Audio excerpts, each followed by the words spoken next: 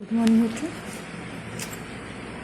बच्चों। आज हम आय व्यय बचत के इस अध्याय में आज हम लोग बैंक के बारे में पढ़ेंगे। इससे पहले की क्लास में हमने डाकघर के बारे में पढ़ा। डाकघर हमारे पैसों को कैसे और किस किस योजनाओं के अंतर्गत सुरक्षित रखता है। इसी प्रकार आय व्यय बचत का दूसरा एक साधन है बैंक। बैंक हमारे पैसों को कैसे सुरक्षित रखता है वो आज हम पढ़ेंगे। डाकघर के साथ साथ बैंक भी हमारे पैसों की बचत करता है। बैंक एक ऐसी संस्था है जो व्यक्ति के अर्थ संबंधी कार्य करता है।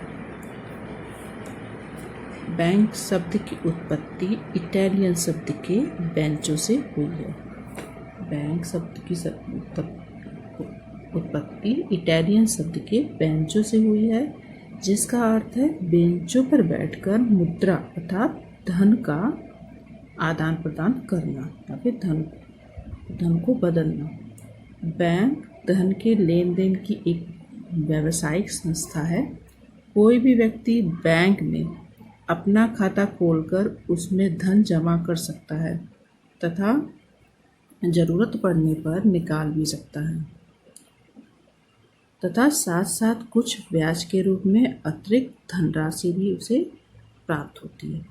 इसमें धन की सुरक्षा भी रहती है। बैंक में धन रखने के मुख्य 3 लाभ होते हैं। पहला है धन सुरक्षित रहता है। दूसरा है धन की आवश्यकता पड़ने पर भी निकाला जा सकता है और जमा धनराशि पर नियमानुसार ब्याज मिलता है। तो 3 लाभ हैं आपके। पहला तो सुरक्षा, धन सुरक्षित रहता है। दूसरा है जब भी आपको ज़रूरत पड़े तब आप इसे धन को निकाल सकते हैं। और तीसरा सबसे अच्छा इसका लाभ है, जो धन आप बैंकों में जमा कर रहे हैं उस पर अतिरिक्त ब्याज, अतिरिक्त धन मतलब ब्याज अतिरिक्त धन के रूप में आपको मिलता है। तो सबसे पहले जानते हैं बैंक में खाता खोलना। बैंक में कैसे खाता खोला जाता है। बैंक में पैसा जमा करने से पहले एक खाता खुलता है, जिसमें बैंक में प्रत्येक व्यक्ति खाता खोल सकता है। खाता खोलने के लिए एक फॉर्म भरवाता है बैंक, जिसको बैंक के किसी पहले के खातेदार से प्रमाणित किया जाता है। जैसे आप किसी बैंक में गए खाता खोलने के लिए, तो खाता खोलने के लिए उसमें पहले से किसी का जो खाता खुला होगा उसका प्रमाणित होना जरूरी है आपके लिए। खाता खोलने वाले फॉर्म पर 3 हस्ताक्षर करवाए जाते हैं, जो नमूने के हस्ताक्षर होते हैं।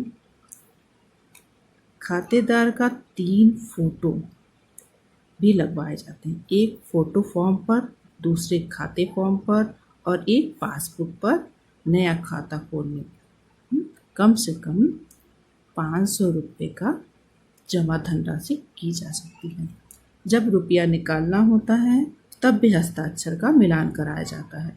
हस्ताक्षर न मिलने पर रुपया नहीं निकाल सकते हैं। हस्ताक्षर मिल जाने पर बैंक रुपया दे देता है तथा पासबुक में जो एक किताब मिलती है उसके साथ उसमें नोट कर देता है। रुपया निकालते समय पासबुक का लाना आवश्यक होता है। खाता खुल जाने के बाद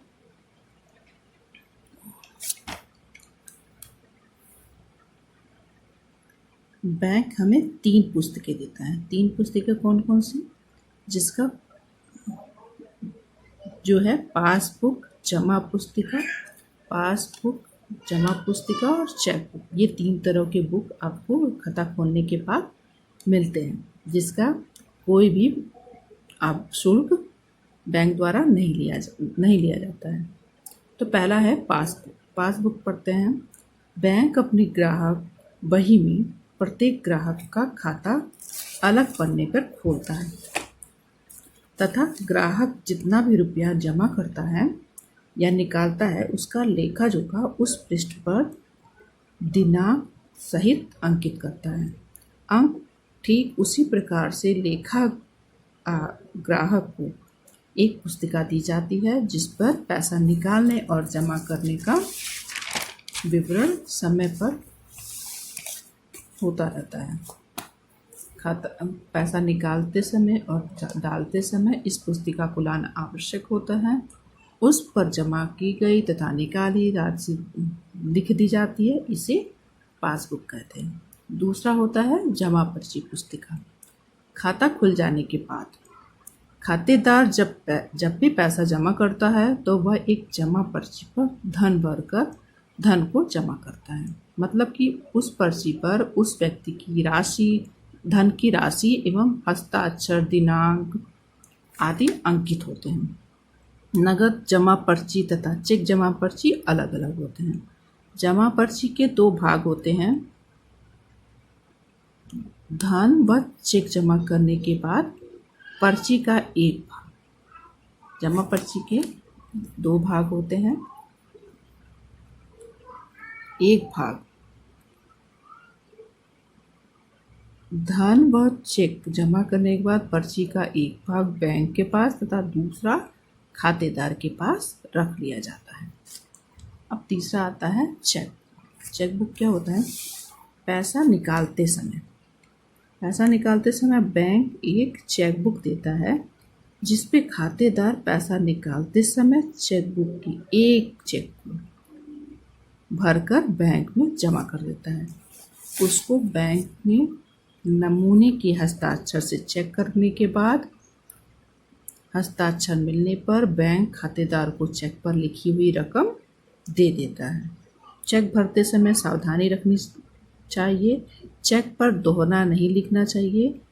काट कर लिखने या फिर हस्ताक्षर नहीं करना चाहिए। चेक 3 प्रकार के होते हैं। पहला है साधारण चेक।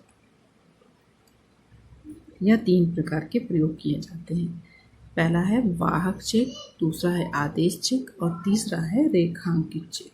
तो पहला वाहक चेक, इस चेक का धन कोई भी व्यक्ति लिया जा सकता है। अगर ये चेक आप बैंक में जमा करिए तो इस चेक को ले जा रहा है उसको यह धनराशि मिल जाती है। पर दूसरा है आदेश चेक। इसे वाहक चेक में बदला नहीं जा सकता, यानी इस चेक का पैसा हर किसी को नहीं दिया जा सकता। जिस व्यक्ति के नाम यह चेक होता है उसी को यह धनराशि दी जाती है। तीसरा है रेखांकित चेक। इस चेक में बाईं ओर 2 तिरछी लाइनें ऐसे कुछ खींच दी जाती हैं, जिसका अर्थ यही है कि चेक की धनराशि का भुगतान नगद न करके उसके अकाउंट में कर दिया जाए जिसके नाम वह चेक है, यानी उसे नगद पैसे नहीं मिले, सीधे उसके अकाउंट में पैसे चले गए। दूसरा है ट्रैवल चेक। यह चेक यात्रा के समय सुरक्षित रहता है। आप एक बड़ी धनराशि लेकर बाहर जाने पर असमर्थता महसूस कर सकते हैं या फिर असुरक्षित महसूस करते हैं, तब यह चेक आपको सहायता देता है। ये 50 रुपये से लेकर 1000 रुपये तक के होते हैं। इन्हें कहीं भी किसी भी दुकान पर दिया जा सकता है। और तीसरा है उपहार चेक। उपहार चेक क्या होता है? यह उपहार के रूप में दिया जाता है। यह चेक 11, 21, 51, 101 रुपये के होते हैं। विवाह, जन्मदिन, तीज त्योहारों पर इन्हें उपहार के स्वरूप पे दिया जा सकता है। इसके अतिरिक्त बैंकों ने एटीएम की भी सुविधा उपलब्ध करा दी है। एटीएम कई कार्ड धारक कहीं से भी आवश्यकता अनुसार धन निकाल सकता है। एटीएम का प्रयोग सावधानी से करना चाहिए तथा इसकी सूचना एवं पासवर्ड किसी को भी नहीं बतानी चाहिए तथा पैसे निकालते समय और डालने की प्रक्रिया में जब भी आप बैंक जाते हैं तब आपके पासबुक पर इसे अंकित करा देना चाहिए। चेक द्वारा भुगतान के लाभ हैं। चेक द्वारा भुगतान करने से अनावश्यक रुपए से धन खर्च नहीं होता है। जितना आपको देना होगा उतना ही आप देते हैं। चेक की 2-3 प्रविष्टि होती है, अतः हिसाब में गड़बड़ी नहीं होती है। जाली नोटों से रक्षा होती है। धन का आदान प्रदान करने में सुविधा होती है।